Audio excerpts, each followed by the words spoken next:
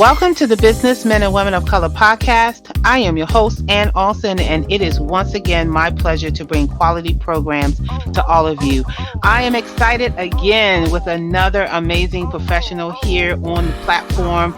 She is definitely phenomenal and has been all across the country doing her thing, teaching people about government contracting, and especially for veterans who are looking to elevate their business with a veteran certification. So we're going to be talking to Dr. Cassandra Bradford Wilson, and she is also a BMWC corporate sponsor. So I'm really excited to have her on this platform.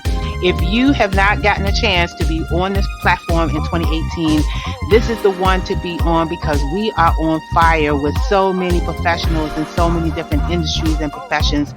We want you to make sure that you do not miss not one of them. Go to all of their pages, listen to all of the podcasts that we're going to have on this year because you cannot get this information anywhere else.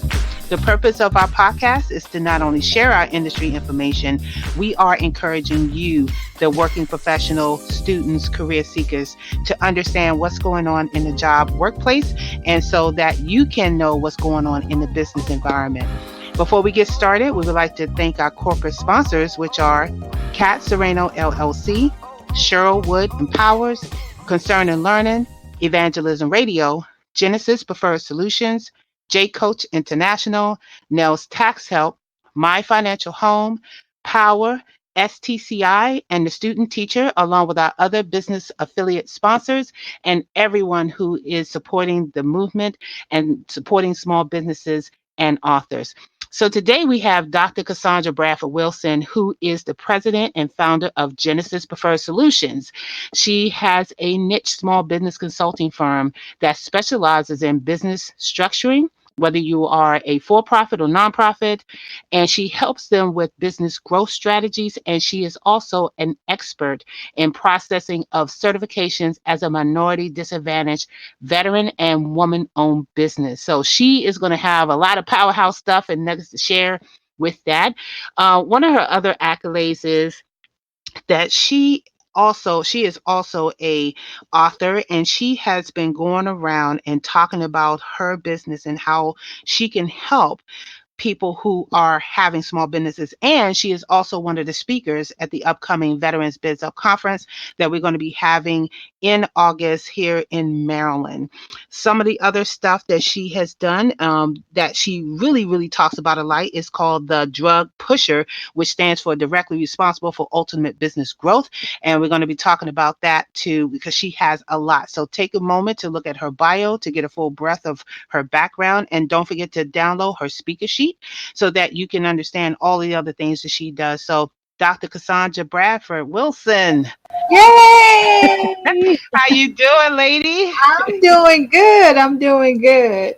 Good. I am so happy, and thank you again for being a business corporate sponsor for the BMWC this year. I am so happy that you're here. So introduce yourself, tell everybody where you're from, and how did you even get into this field? Because you know I got to Hello, ask. everyone. I am Dr. Cassandra Bradford Wilson, and I am from Arlington, Texas. Um, how did I get into this field? Well, I got into this field because I was working with a group of attorneys in Dallas. At that time, I was living in California on a contract, and they asked me, Cassandra, are you certified as a minority-owned business? And I said, are we going to bring discrimination here? You know, I had never heard of the program. And they said, Cassandra, we have a huge contract where we partner with the state of Texas. If you were a certified minority-owned business, you could bid on this contract and you would get about $4 million. And I boogied my way back to California, called a good friend of mine. His name is John Ruiz, and he helped me with the certification process. And what was so ironic about all of that, Ann, is no one bid it against me. So I won on default. But I said, well, if I could do this process, I mean, anybody can do it. And why didn't I know anything about it? So I went to Washington, D.C., and I got certified to teach it.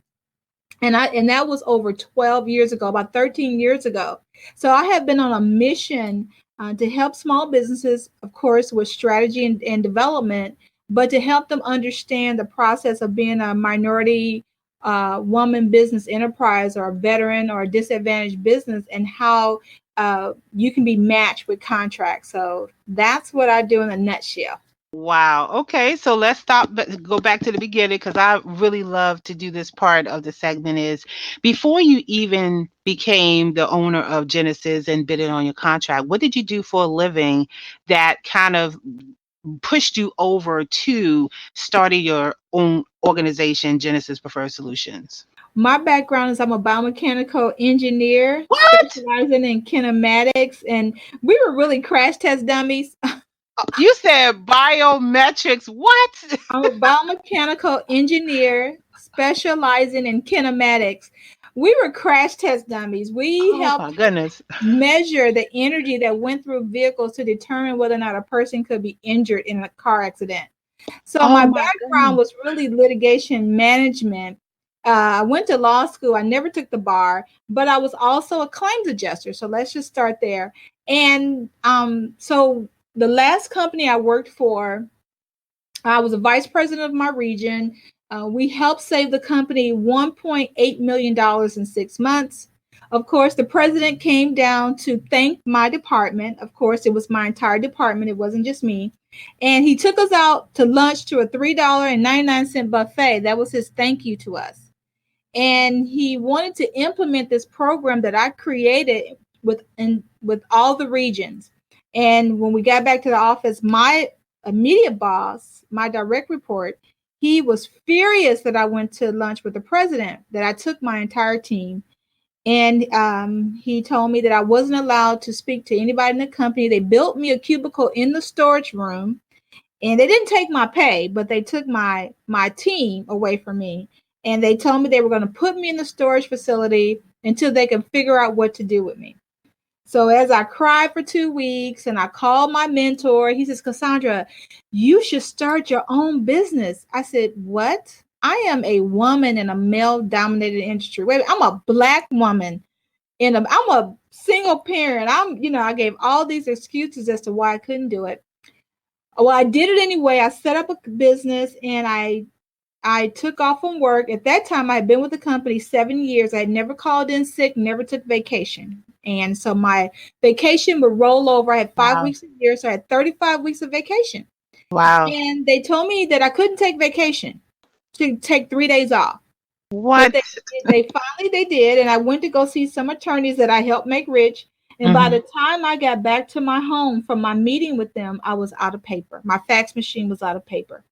So I knew I was onto something. So that I worked both jobs, I guess, because they didn't know what to do with me for about 45 days, and I didn't want to get fired. I didn't want there to be a conflict of interest. So I left that company with them as my client, and they went out of business 2 years later. So I'm still in business. So that was my very first company. I still have that company. Where that company is based out of my California office. I have two employees that run that program. I only have two AAA offices left, two clients who are AAA offices. And but that was over 18 years ago. Wow. Amazing. I mean, whew, I mean, I'm still floored at the fact that they said they're going to put you in the storage room. They That did. they were going to put you in the storage room because you went out to the president, because you did your job and you actually helped the organization, and whoever was, slighted, decided to stick you in a storage room until they figure out what to do with you. It's like put you in a room, don't want to see your face, don't let you talk to anyone, and then didn't even want to give you your vacation. No, not at first, but Oh it my was goodness. amazing because they did. I mean, and this is what they told me after I gave them my letter of resignation. My boss said, Cassandra, we did stuff to you before and you didn't quit.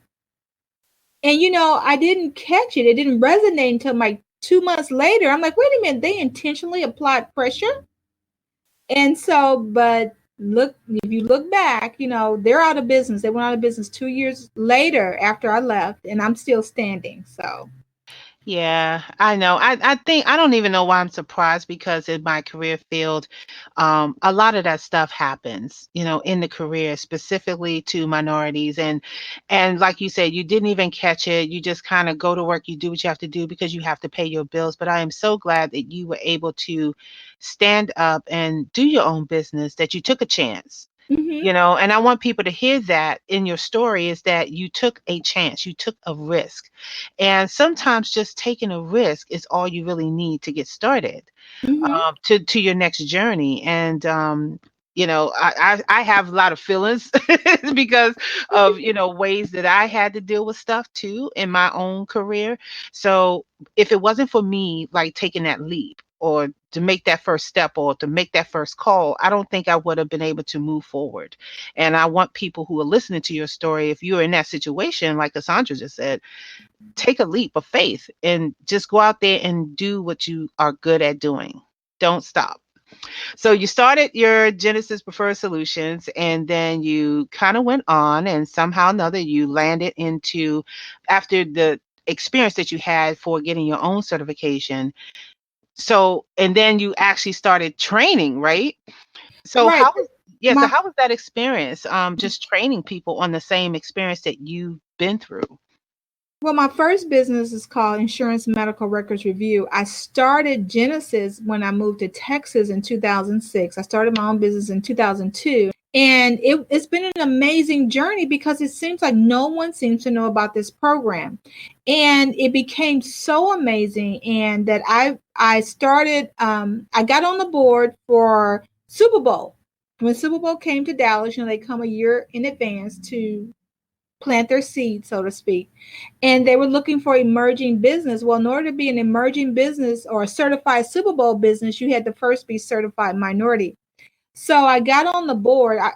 When I joined an organization, I want to be on the board, I guess, because I'm nosy. And so I started going all across Dallas and all across the metroplex of Dallas, teaching people about being certified. I was already doing it, but I started doing it to the 10th power. I was doing workshops almost every day of the week to get businesses certified minorities so they can be comfortable.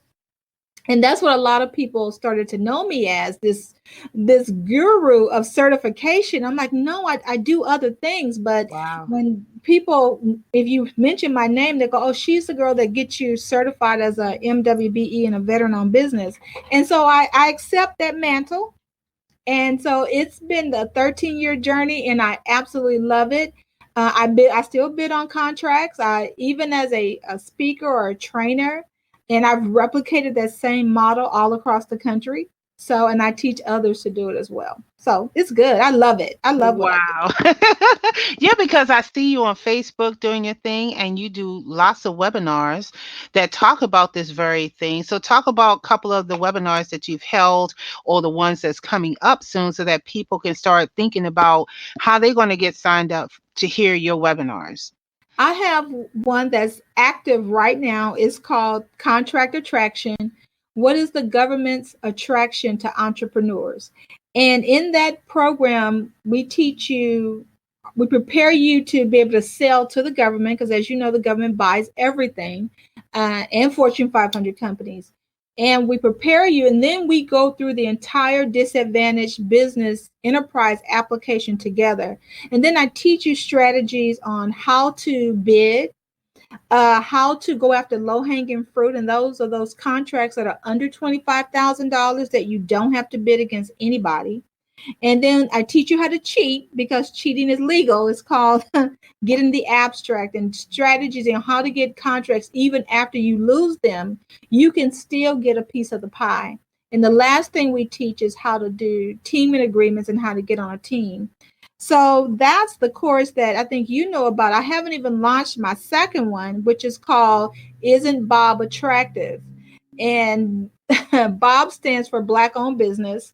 It's same thing. Why is the government attracted to Bob? And it's really about walking those minority owned business through the minority business enterprise application.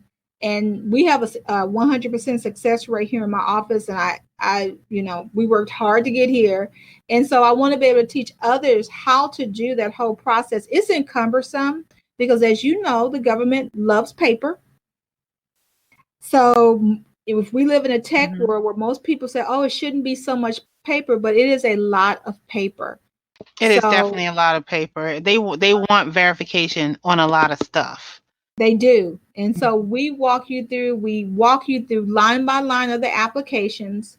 We walk you through how to prepare your documents to submit to those agencies.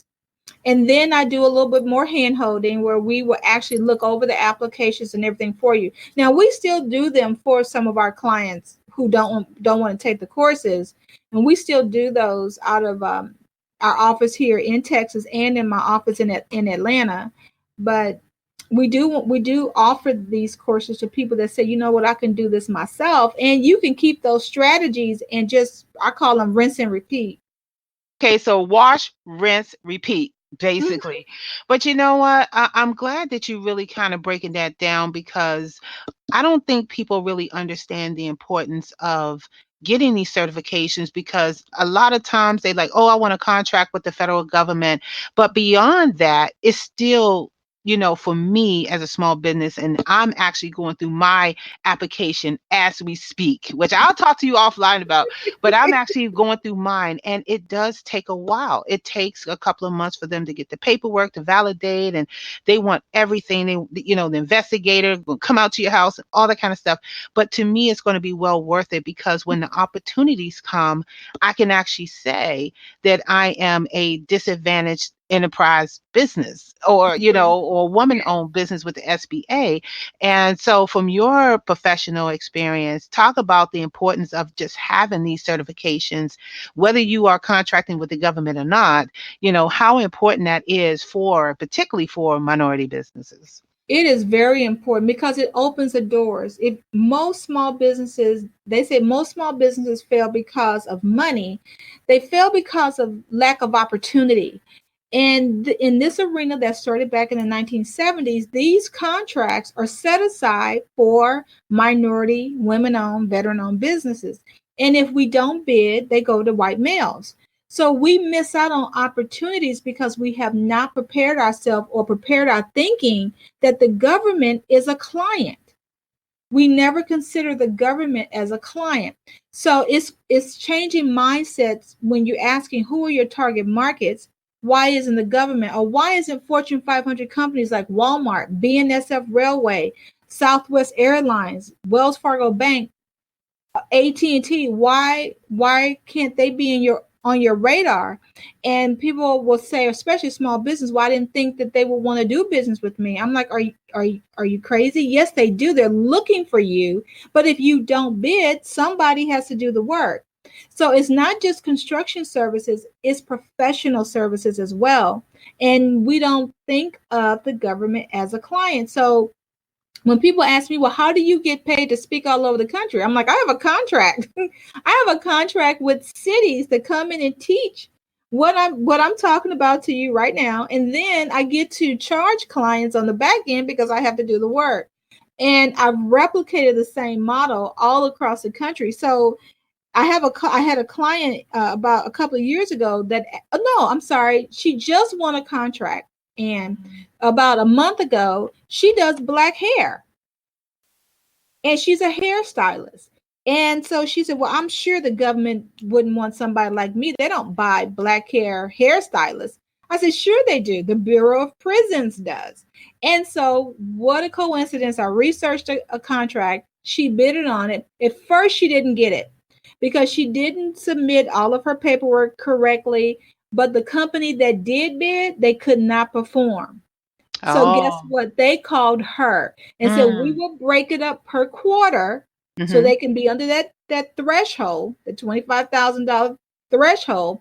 So for 4 quarters, you do the math, she's getting 100 grand, $100,000. She's only got to work for on Sundays and Mondays, which were her days off, and she's only working 4 hours a day at the juvenile facilities in Louisville, Wow. Kentucky. Wow. So she's And making $100,000.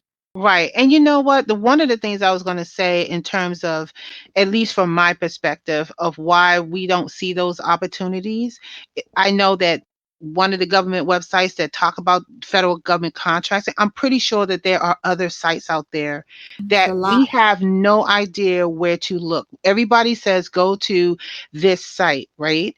But can you drop some nuggets on other places where people can look for those type of opportunities? Every city has their own um, vendor application. I would definitely tell you to get registered at every city. And then, I mean, going to fbo.gov, those are federal contracts and they're normally large contracts. So if you're not prepared to team with other people to fulfill the contract, you'll never get those because they're huge. They won't break them up based on, just to do like the electrical work. They're going to say build the building. So Okay. everything that comes with the building, the roof, the paint, the floors, the tile, the fixtures, the plumbing, they're not going to break it up just because you only do one thing. That means you're going to have to team together with other people to fulfill the contract. So when you're looking at smaller contracts, I would definitely tell you to look at your city agent, your city government, your county government. I would also tell you look at Fortune 500 companies. I would look at who are the top companies in your city or in your state, and you register there.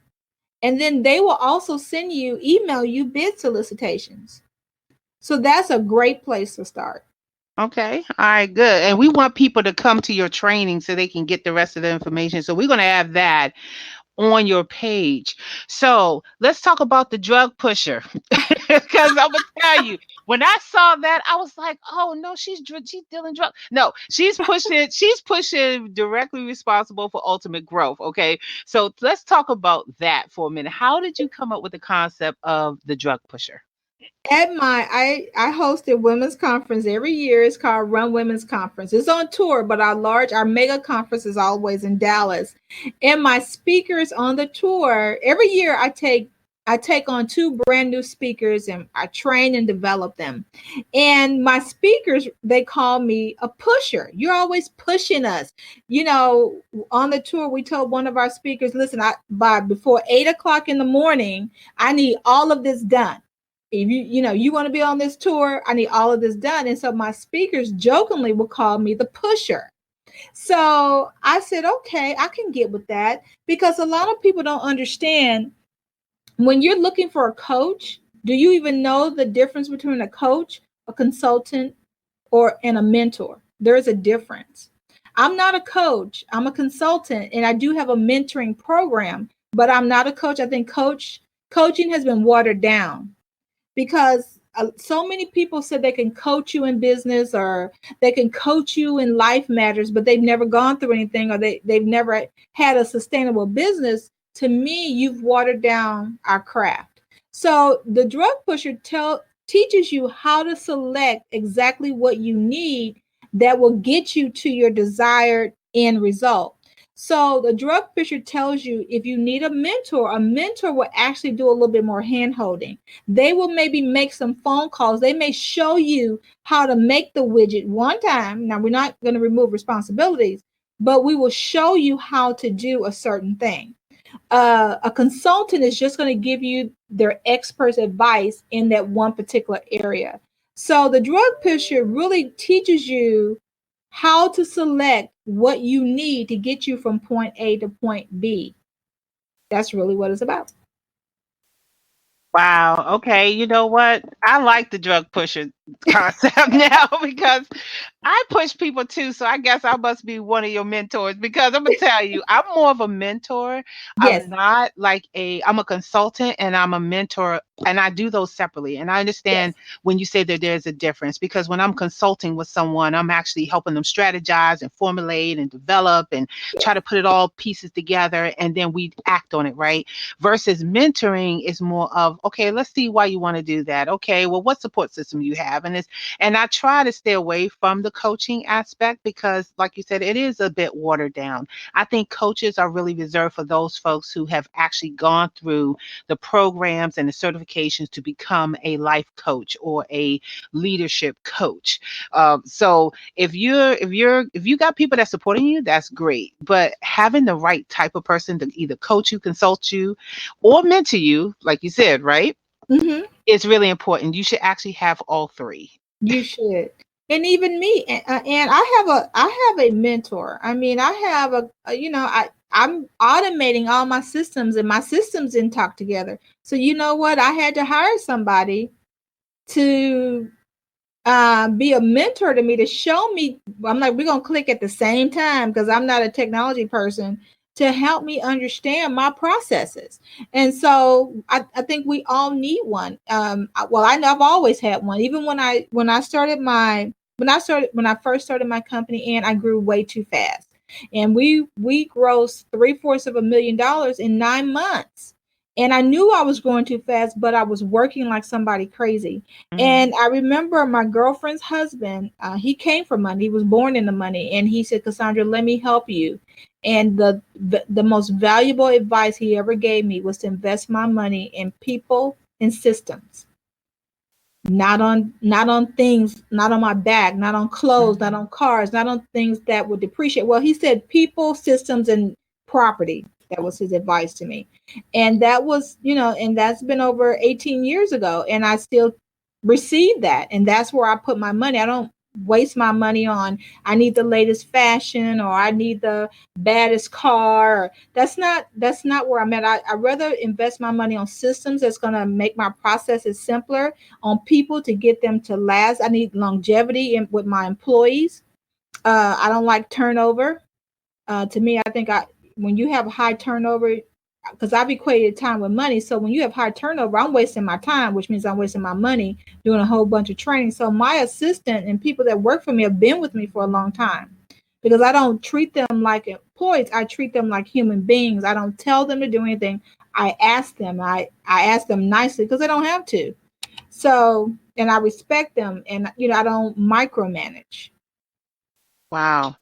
That's phenomenal. And you actually answered like two or three questions because I was going to ask that question about what are some of the mistakes that small businesses do once they get a contract and they have to get staff. And you pretty much kind of covered that a little bit when you're Well, talking about just having a teamwork and making sure that you have that perspective in how you're going to run your business and work with your staff. Well, a lot of contract, it's in the contract. They'll tell you if the contract requires you to have employees, or whether or not you can have 1099 subcontractors. And they will also suggest, they can't make you, but they will suggest that you have payroll sitting in a savings account, because on a lot of these contracts, and you will get paid either net 15 or net 30. Net 30 means you may not get paid for 90 days. Can Wow. you go 90 days without getting paid? I know if I was a subcontractor, you can't tell me, well, when I get paid, you'll get paid. No, I need my money.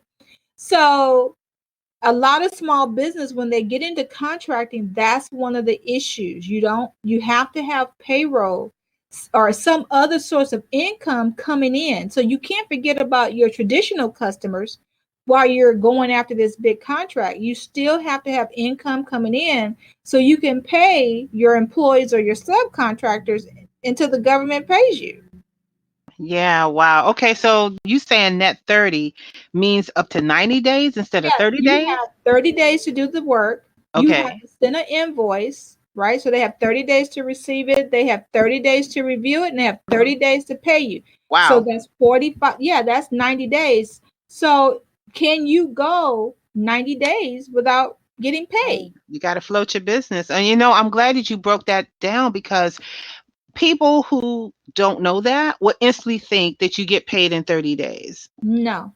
Yeah. Okay. You know what? Now you can get some factoring. You can contact a factoring company and you can borrow against the contract, so it can float you to pay, but then you're paying out a percentage to that company. But that's the easiest way to get funding, is factoring, because you Mm. don't have to qualify. What they're doing is you're lending your they're putting a loan against a contract. So they know as long as you perform, you're going to Mhm. get paid and they're going to get paid. So, Wow. Yeah, I'm gonna tell you, this just makes me want to hurry up and get into this this webinar that you're talking about, because the more you talking, the more I want to know. Because when you're getting into the position, and that's another thing I wanted to add to your whole list, is that when you're going into trying to get a certification for anything, you have to plan it out and make sure that you follow through, because again, it takes a while. You have to be patient. We have to get all the paperwork together. You have to cross your T's and dot your I's. You got to get people to look at your application, because I had mine reviewed a couple of times, and it took me like 3 weeks just to fill out all this different paperwork to make sure that I had everything from resumes to my tax information to, they wanted my media profile, they wanted my website, they wanted everything, just to prove who I was. And then after that, I had somebody come to my house, and then they talked to me for 2 hours asking me questions about what I do and where I do it at. And you have to really be prepared mentally, physically, to go through that process, mm-hmm, and then wait until you get a decision. And and then when you do have it, all the other stuff in terms of your business being legal, being in the same, I'm just telling you, we got to get this webinar. I'm gonna stop talking. We got to get, we got to get Cassandra to do this webinar. So we're going to have the links on her page so that we can get the rest of this information, because I'm telling you, as a small business myself, I know how difficult this process is. And if you don't have anybody that's going to help you, because I remember when I started 2 years ago, I couldn't even get one person to help talk, not even the organizations will help me, no, through they the won't. process. And they will say, go to the website. You can find the information on the website, but even there is pretty vague, and it It's doesn't necessarily give very you, vague. As a they don't matter give, of fact, yeah, almost every state do not have all of the requirements listed on their website. So if you go there and you submit line by line what they tell you, they're going to always tell you you missed something, you didn't send something. So in my course, I mean, I've been doing this forever. I've been doing this for 13 years, and we have our own checklist that's applicable in every state. This is the same thing because it's written under the federal acquisition regulation, so it's the same. And it's the only thing that's different is the applications. But everything that you need. And then we teach you how to put it in order so the certifying agencies that's reviewing it, they know exactly where everything is. right. Okay. So you know what? I'm already sold, Cassandra. I'm already sold. I'm telling you. I'm serious. And that's what I'm saying, people. We have to get serious about our business. The industry is changing, and we have to get out of the side grind and get into the business format, the true business format, which is why this podcast exists, to help people learn and understand what they need to do to make their dreams. So if that's government contracting, or if that's working with different vendors, like Cassandra said, like I'm gonna say Dr. Cassandra said, because I think she's a doctor in what she does. Whether you're looking for high-end clients, you have to put yourself in the right position. So definitely look at her information down below, contact her, come out and listen to her speak, go to her webinars, go to her website, call her up on the phone, catch her on Facebook, do something to, what I'm saying? All her stuff is down below. So Cassandra, tell everybody how they can find you now that I done gave you this tremendous introduction to your stuff, because I don't want people to miss anything. You guys can go to my website, it's genesispreferred.com. You can call our office at 1-800-718-2425. The webinar is called Contract Attraction, and I will send you the link. I mean, you can sign up if you go to contractattraction.com. You can get put into our squeeze page, or put your information in there, and you'll automatically be sent information on how you can get more information on the contract attraction. Even Bob Attraction, that's my latest one, and that's really about getting certified locally, not just as a disadvantaged business. And there is a difference with all of these certifications, Anne. I know, I know. And here's the thing. Don't be like me, right? Waiting for my DBE to come through to sign up to be a local vendor. I've actually made the decision I'm going to do that this weekend because I waited for I'm still waiting for my results. So I'm just going to go ahead and do it because the only reason why I was waiting because I think I can actually add my DBE on my local application, but I'm not going to wait anymore. I'll just add it later because I think I'm missing out on a lot of stuff. Yeah, So, you qualify for a minority, a woman owned, mhm. and a disadvantage owned business. And so I carry just about all of them. In Texas, we have Mhm, what is called a historically underutilized business. So I have that one too. And those contracts come from the state, county, and school districts and colleges. mhm. So I want those too. Okay. So I get to whatever that set aside says, you have to be a Mhm, minority or a woman or historically underutilized or a disadvantaged business, whichever it is. I hold every certification other than veteran. My husband is a veteran, but he's not 51% owner of this company. Now we do have another company on some stuff that we do, and that business is a service disabled veteran owned business. So okay. Well, you know what, guys? You heard it. I'm already sold. I'm gonna be on this webinar. I don't know about y'all, but I'm gonna be on. She's giggling because I'm serious. I was like, I'm gonna be on this thing. So I want to encourage everybody to really play back this podcast and really write down some of the information that Dr. Cassandra Bradford Wilson just said on this podcast because I think this particular interview is something that every minority business need to do. We talk about it, you hear the state and local people tell you about it. Now it's time to take action. You need to go ahead and do it. Get your paperwork in, get the process started, call her up, speak to one of her employees if you necessarily have to get the information.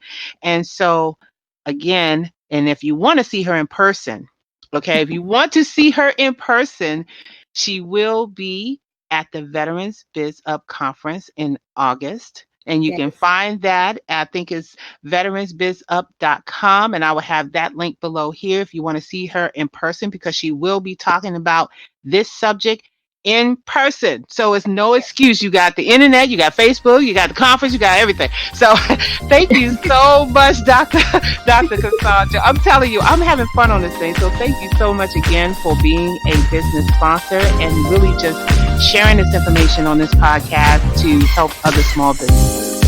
oh, of course. I had a great time, and thank you